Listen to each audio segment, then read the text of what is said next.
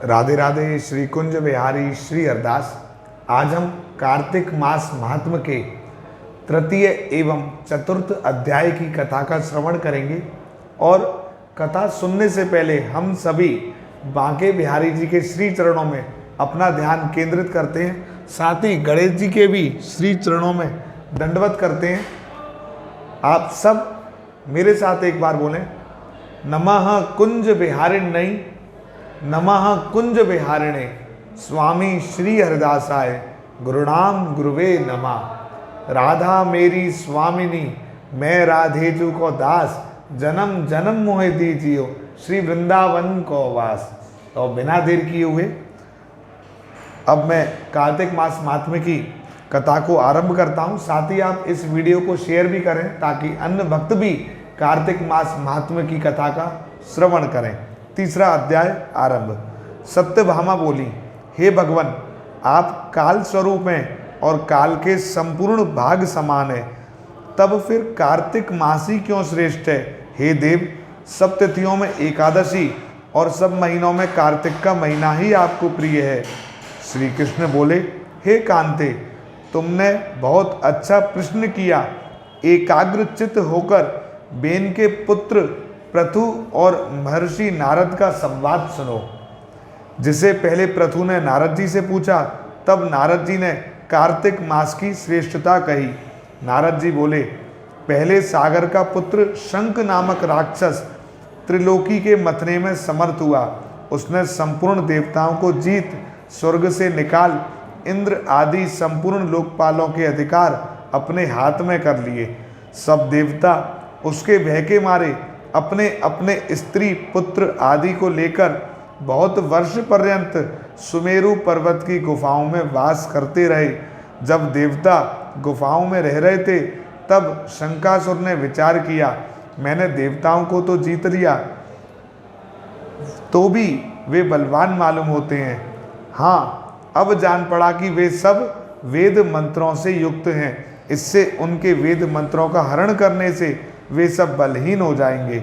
ऐसा विचार कर वे असुर विष्णु भगवान को नींद से ग्रस्त देख स्वयंभू ब्रह्मा जी के लोक में जाकर वहां से वेदों को निकालकर चलने को तत्पर हुआ। तब वे उसके भय के मारे यज्ञ के मंत्र और बीजों समेत जल में प्रवेश कर गए।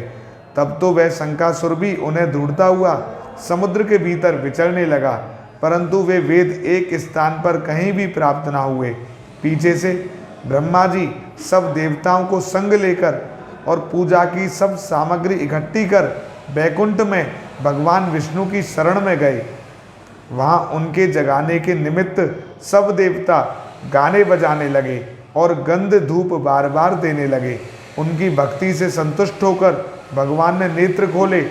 तब सब देवताओं ने विष्णु भगवान के दर्शन किए और षोडशोपचार से पूजा करके दंडवत पृथ्वी पर गिर पड़े। तब तो माधव भगवान उनसे कहने लगे, हे देवगण, मैं तुम्हारे भजन कीर्तन आदि कार्यों से प्रसन्न हुआ हूँ। मैं आप लोगों की मनोकामना पूर्ण करूँगा। अश्विन शुक्ल पक्ष की एकादशी से देव उठनी एकादशी तक पहर भर रात्रि रहें। तब से जो मनुष्य तुम्हारी तरह भजन और कीर्तन करेंगे, वे मुझे प्रसन्न कर मुझे ही प्राप्त होंगे। शंकासुर जिन वेदों को हर लिया है, वे सब जल में स्थित हैं। उन्हें मैं शंकासुर को मार कर लाऊंगा। अब से बीज मंत्र समेत सब वेद प्रतिवर्ष कार्तिक के महीने में सदा जल में निवास करेंगे। मत्स्य रूप धारण कर मैं जल में जाता हूँ। तुम संपूर्ण मुनियों को लेकर संग आओ। इस लोक में जो अच्छे मनुष्य प्रातःकाल स्नान करते हैं, वे निश्चय अक्षत स्नान के फल को प्राप्त होते हैं। जो कार्तिक में सदा व्रत करते हैं, उनको हे इंद्र, तुम मेरे लोक में पहुंचा दिया करो। हे यम, तुम सदा उनकी विघ्नों से रक्षा करते रहो। और हे वरुण, तुम उनको पुत्र पौत्र आदि देते रहो। हे कुबेर, तुम उनकी धन वृद्धि करो, जिससे यह मेरा रूप धारण कर साक्षात जीवन मुक्त हो जाएं। और हे अन्य देवताओं, जो जन्म से मरण तक उन बातों को धारण करते हैं, वे तुम्हारे द्वारा भी पूज्य हैं। जैसे तुमने मुझे एकादशी को जगाया है, इसलिए यह तिथि सदा मनाने योग्य है। अब हम चौथा अध्याय भी आज ही श्रवण कर लेते हैं। नारद जी बोले, ऐसा कहकर विष्णु भगवान मछली रूप धारण कर कश्यप की अंजलि में प्राप्त हुए। उस मछली पर दया करके मुनि ने उसको कमंडल में डाल दिया। जब वह उसमें ना समाई तब कुएं में डाला, कुएं से तालाब में, तालाब से समुद्र में डाली गई। तब मत्स्य रूपधारी भगवान शंखासुर को मारते हुए और अपने हाथ में दबाकर चदरी वन को गए। वहाँ सब ऋषियों को बुलाकर भगवान बोले कि जल के भीतर वेद निमग्न हो गए हैं, तुम उन्हें ढूंढो और शीघ्रता पूर्वक जल में से निकालकर रहस्य समेत ले आओ, तब तक मैं सब देवताओं समेत प्रयाग में निवास करूंगा। नारद जी बोले, तब तपोबली उन मुनियों ने बीज और यज्ञ मंत्रों सहित वेदों का उद्धार किया। उन ऋषियों में से जिसने जो निकाला वह वाक्य उसी ऋषि के नाम से प्रसिद्ध हुआ। पीछे सब मुनि मिलकर प्रयागराज को गए और प्राप्त हुए वेद ब्रह्मा सहित विष्णु भगवान को अर्पण किए। संपूर्ण वेदों को पाकर ब्रह्मा जी ने प्रसन्न हो देव और ऋषियों सहित अश्वमेघ यज्ञ किया। यज्ञ के अंत में देवता गंधर्व पन्नग गुहक पृथ्वी पर दंडवत कर प्रार्थना करने लगे। देवता बोले, हे देवादिदेव, हमारी विज्ञप्ति श्रवण करो, यह हमारी प्रसन्नता का स्थान है, इसे तुम वरदान दो। हे रमापते, इन ब्रह्मा जी ने इस स्थान में नष्ट हुए वेद फिर पाए और हमने यज्ञ के भाग प्राप्त किए, इसलिए आपके प्रसाद से यह स्थान पृथ्वी में अत्यंत श्रेष्ठ हो और पुण्य देने वाला हो, और यह महीना भी ब्रह्म हत्या आदि को दूर कर अक्षय फल देने वाला हो। श्री विष्णु भगवान बोले, हे देवताओं, जो बात तुमने कही है यही मुझे भी अभीष्ट है, सो ऐसा ही होगा। यह ब्रह्मक्षेम नाम से सबको सुलभ होगा। सूर्यवंशी राजा भागीरथ यहाँ गंगा जी को लावेंगे और इस स्थान पर सूर्य की पुत्री यमुना जी का संगम होगा।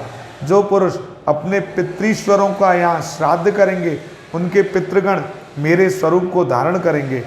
मकर संक्रांति माघ मास में प्रातःकाल स्नान करने से उनके दर्शन मात्र से ही संपूर्ण पाप ऐसे नष्ट हो जाते हैं जैसे सूर्य से अंधेरे का नाश हो जाता है, और उनको मैं सालोक्य, सामीप्य और सारूप्य इन तीनों प्रकार की मुक्ति क्रम से देता हूँ। हे मुनीश्वरों, मैं सर्वज्ञ रूप से बद्रीवन में सदैव निवास करता हूँ। जो फल और स्थान 100 वर्ष में मिलता है वह तुमको वहाँ एक दिन में ही प्राप्त होएगा।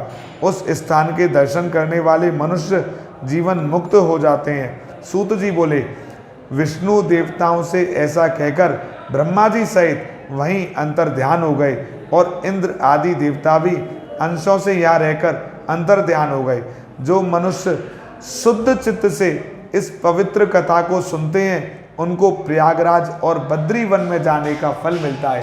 तो आज की कथा बड़ी ही सौभाग्य की कथा है कि इसको श्रवण मात्र से ही हमको प्रयागराज एवं बद्रीवन के दर्शनों का पुण्य फल प्राप्त होता है। ठाकुर जी की कितनी कृपा है कि कथा को सुनने से ही वो हमको प्रयागराज के संगम में स्नान का और बद्रीवन में दर्शन का पुण्य फल प्राप्त करते हैं। ऐसी करुणा सिर्फ और सिर्फ हमारे बांके बिहारी जी ही बरसा सकते हैं। तो बांके बिहारी जी की असीम अनुकंपा आप सभी पर सदैव बरसती रहे। मैं पुनः कहूँगा, इस वीडियो को आप शेयर करें ताकि अन्य भक्त भी श्रवण करें। इसके साथ ही यदि आपने अभी तक हमारा YouTube channel Shri Banke Bihari ji subscribe नहीं किया है तो सब्सक्राइब करें।